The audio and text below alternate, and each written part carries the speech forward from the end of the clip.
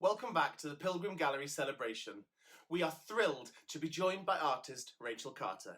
Rachel's story brings together different cultures on both sides of the Atlantic in a true commemoration of their shared history, while shining a light on the often untold role of women in the Mayflower story through the making of a Pilgrim Woman sculpture.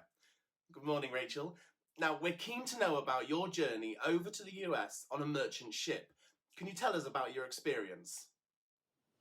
So I knew that the Pilgrim travellers had crossed the Atlantic on the Mayflower, which was a Tudor cargo ship. It wasn't designed to carry people, it was designed to carry casks of spirits. So when I wanted to create a sculpture and get into the mindset of the pilgrims, I thought, well, I really need to experience this journey firsthand. So I looked at how I could replicate the pilgrim's journey. And I thought, well, we still have cargo ships. They look a little bit different than the cargo ships of Tudor times, but basically their purpose is the same. So I found a company that transports cargo from Liverpool over to America, and they could take up to 10 passengers. So last year, I booked myself passage onto a freight ship and headed off to Liverpool and got on the freight ship Atlantic Sea. The journey took about 9 days, and the beginning was quite nice and gentle, starting to get to know my way around the ship, around the decks, and get to know my fellow travellers. But a few days into the journey, the weather got really bad. We had some terrible waves and lots of fog and mist, so it just felt like you was travelling through a pocket of white the whole time. A funny incident happened whilst I was sitting in my cabin on one of these rough days, trying to sort of read my book whilst the cabin was moving around. I was reading about William Bradford's dislike of a particular sailor who kept mocking everybody that was being sick, all of the pilgrim travellers. And just as I was reading that passage, I could hear somebody in the next room being sick as well. So I think there was a lot of seasickness, both in Tudor times and when I was travelling over the Atlantic. The Pilgrim Woman sculpture is amazing. Can you tell us about the creation process?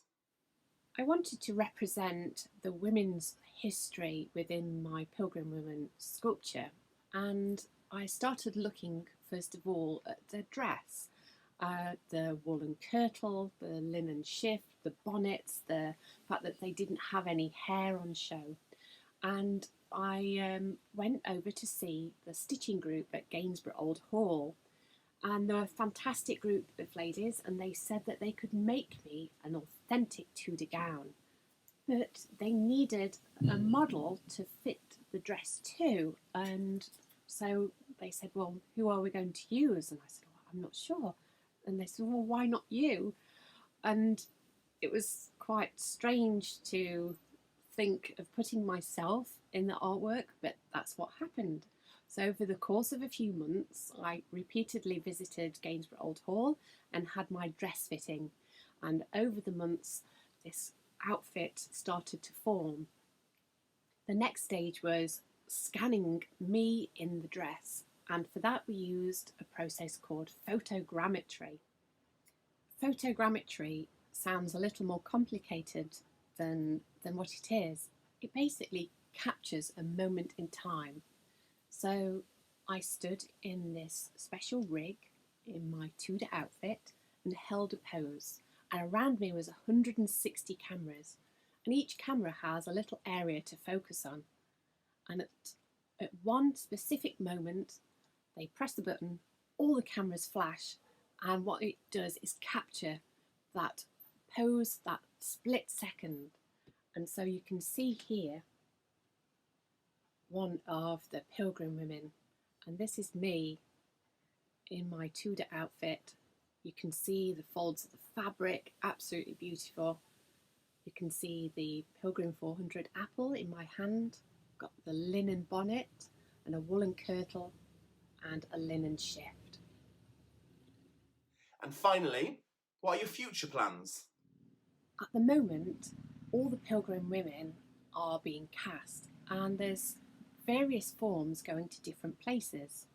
So here I've got a maquette, and this one is a very different Pilgrim woman because she features weaves all around her dress, and these weaves were completed with a community project called the 50 Women Project, and women that live in the Pilgrim Roots district today were asked to come and take part in a series of workshops, and they learnt the art of macrame with me over a 4-week period, and then they donated small panels.